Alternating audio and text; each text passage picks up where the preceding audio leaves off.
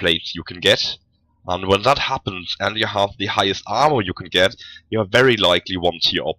So just better stuff and more stuff, and you get into a higher tier. That's all there is about it. And when you're in a higher tier and you play, you get the higher tech points. When you have the higher tech points, you can get better stuff. When you buy better stuff, make your tank a little bit bigger, get you 6 great guns, plates, wheels, armor stuff, and there you go, you're already 1 tier up again. It's actually quite fast. Really, what you have to do is not look at me talking, not have a look at Google or whatever. Just go out there and play, make your tank better and better, and you tier up very, very fast. I think that's enough for that. We have a look at guns now. What kind of guns are there? Actually, maybe I should by now just change account. So there's a little break. Maybe I should make some little break music. No, there are 4 different kinds of guns. With the game, maybe like start and stuff. Thank you. There are 4 different kinds of guns. We do have the SMG, which is, well, an SMG. Pew pew pew. What else is there to say? It just deals some damage. It doesn't have any reload or whatever. Please tell me that's my password. Great. How about that one? Please tell me I didn't forget my password here. Oh, great, I'm smart. Alright, so we do have the normal SMG, just dealing damage. When you are firing continuously, you may want to have a look at your little crosshair, because your crosshair will widen as you shoot. Widen crosshair does mean you have a decreased aim. So if you want to hit a small target at a distance, you just press the mouse button for 1 shot or 2, and then release it again, and you do that again. So you have very, very many small bursts, and if you do that, you still have the accuracy. The moment you just hold down your mouse button, so you are doing, let's call it spray and pray. The moment you do that, you have a very low accuracy. You may not want to do that because it's just, well, it's stupid. If you come in close range again, you can spray and pray, but not if you have a target in the distance, especially not if it's a close target, a small target. So if, for example, I wanted to shoot the guy there in the distance, I hold my right mouse button to zoom a little bit, and then I just shoot like that, and if I don't hit, I still don't want to... Okay, if it's a close target, yes, just hold down. The best method. This, by the way, is practice mode, these are not real enemies. But if you want to shoot someone at a distance, don't mind the lag, by the way, like that guy, you want to do single fire and do 1 shot at a time. Maybe small bursts are right as well. You will hit targets in the distance eventually. Yay! However, if you're shooting at someone at the distance, you don't want to spray and pray like that. It's just stupid. Don't do that. We're going back to the mothership. With SMGs, the general tactics for SMG is just have a lot of them. Only 6 can shoot. Please always remember the magic number. Only 6 can shoot. If you have more than 6, you will have a general decrease in fire rate, so that it's just the same shots per second in total as if you were having 6 guns. The only reason why I have more than 6 guns is if I lose a gun, I still have 6 or more. If I lose another one, I still have 6 or more. At the moment I actually only have 6. So it is just redundancy. When I'm at 100%, I deal the same amount of damage with 6 guns as I was do with 10 guns, 20 guns, or whatever. So the good old SMG gun base usually has about 10, roughly. The next gun type we can have a look at is my favorite, my personal. It's the railgun. The railgun is a sniping gun. Very low frequency of firing. Very long reload.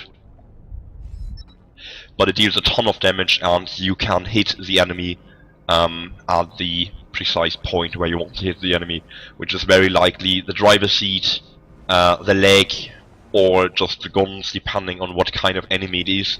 You see, I actually want to go into detail with the different guns. So right now all you have to know is I reload. It takes me 16 seconds, by the way. 15, 16, I don't know. And when I shoot someone, he's dead. It's quite easy. However, if I move, yes, you want to have a look at my crosshair right now. My crosshair is very wide, and when I stop moving, it's not. So when I move, I actually press backwards shortly.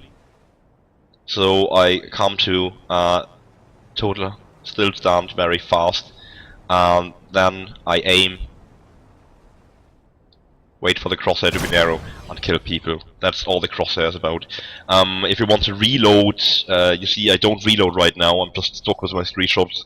If you want to just reload, press R to reload, and that's it for the railgun.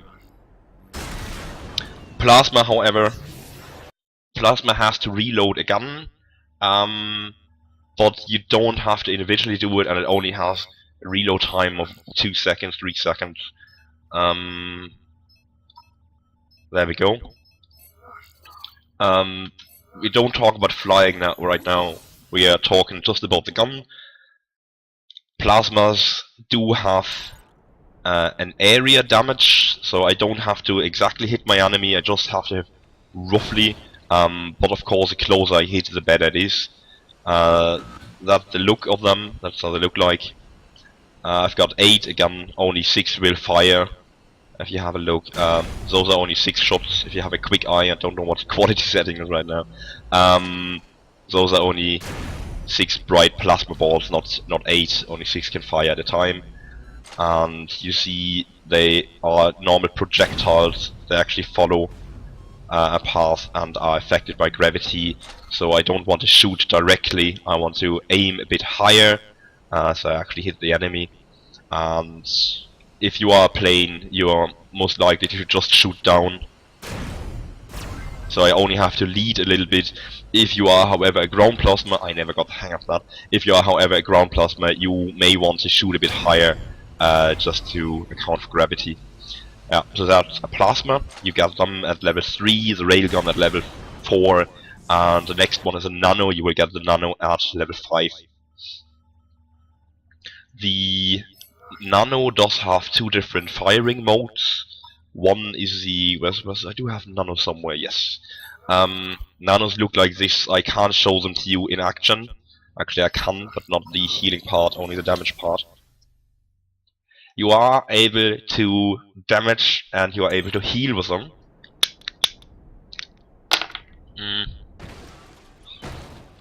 But the damage does have a very close range, so I am actually trying to damage the enemy in front of me there. I'm just not in range. Yay, now I'm in range and I'm dealing some damage. And I'm healing as well. When you have a look at this craft, you will notice that I have little white lines extending from the guns. It's because I'm holding down my mouse button, I'm actually trying to shoot the enemy. You will see that the guns which are close to my pilot seat is there in the back. The guns which are close to the pilot seat are trying to fire, and those are in my back. Well, this craft is not designed to walk around and damage my enemies who are in front of me. This craft is supposed to just hang on to some wall. Please tell me I can hit the wall, thank you. It's supposed to hang on to some wall and heal the enemies. So yes, I'm healing with heal rays out of my butt and not out of my front. Why do I have front guns when, well, I want to have redundancy. I want to be able to get hit a few times. Even if I'm the only healer, I still want to have guns left. And we'll have a look at it later when we have a look at railgunners and stuff. Railgunners are supposed to take off my guns. Well, let them take off a few guns. I've got 12. Probably still have 6 working later on. So that's just a short look at numbers there. We're now coming to the fun part. We're coming to movement. Movement. So yeah, the easiest way of movement is just wheels. And wheels have their advantages. When you have a look at that, actually I just kept the design from the level 1 robots. I do have a steering one in the front, steering in the back, and I do have a fixed wheel in the middle. It's not really in the middle, it is a bit to the back. When you try to experiment a bit, you will find out you have very smooth driving with fixed in the back and steering in the front. The moment you add another one, you may want to have a fixed one right next to the other fixed one, so two fixed in the back, or you want to have a middle one, and when you start having a middle one, you want the back steering, the front steering, the middle non-steering, and the non-steering which is in the middle should be closer to the back than it is to the front, so that the main steering actually is on the front and not on the back. Just try it out. Just don't go, if you want to try a new steering method or whatever, build a very basic tier 1 tank, just slap on your wheels or your hover stuff or whatever, and just look if it works or not. And if you see, oh well, so in general it does work, it will probably work when you build your big robots. But please do a small scale once, just have a look. It takes about 2 minutes. Have a small look. Does it work in general? And then you can still go and build a bigger robot. For example, things that does work in general, please tell me. I've got a free garage somewhere. No, I'm not trying to show off with my badly designed robots. I actually want to see if I do have a free garage somewhere. No, I don't. Maybe I should have one. Yeah, just have to smash one for the next chapter anyway. So yes, we do have wheels. What you want to do with wheels, roughly, is you want them to be all on one level. You want to have a look around if they're all actually touching the ground, if there's no block going down, hindering doing that. That is with wheels. With hovers, it's roughly the same. You just want your hover blades to be somewhere in your robot where they don't get shot off at the very start. You definitely want to have redundancy. You see my hover blades are somewhere hidden in there. You want to have redundancy, so if you lose a hover blade, you're still able to move. Luckily, when you lose a hover blade, usually you've lost a lot of blocks in that area anyway. So the moment I would be about to lose that hover blade, which is hidden in there, I probably would have lost a huge section of my craft already, meaning I don't really need the lift at that point. What it's supposed to lift, that area would be gone anyway. So another thing about hover blades, you want the hover blades to be spread out. When you look at the craft from above, you want the hover blades to cover a large area actually. So you don't want them to be in a line. You want them to be spread out. On this one, for example, the mid of my hover blades would be there, one there, and same on the other side. And you want them to be as high as possible, because if they are on the bottom, your whole craft will just toggle, you will just be upside down. You don't want that. No. So you want your blades to be quite high. My blades, again, for example, are in the middle. So my blades are, one is here, one is there, one is one up. I have another one up here. So they are in generally more on the top than on the bottom, and I do have in general a bit more weight on the bottom compared to on the top. So yes, that's what you want to do. You want to be bottom heavy, and you want the blades to be high up, so you can move freely, and you want them to be spaced out. What especially you want to look out for, if you look at the craft from above, you want your hover blades to actually cover as much area as possible. You don't want them in a line. A line doesn't have area. You want them to be spread out to cover an area. If you do that, you will be fine. Next movement thingy there is wings and rudders. Wings give you lift, and rudders help you steer. That's the rough idea behind that. However, if you do have enough thrusters and enough airspeed, some people say you don't need lift anymore, because you can just take your rudder to get your nose up. You don't need lift when your nose is up and your thrusters are those pointing up. and thrusters are harder, rudders are harder to hit. So you will see a lot of people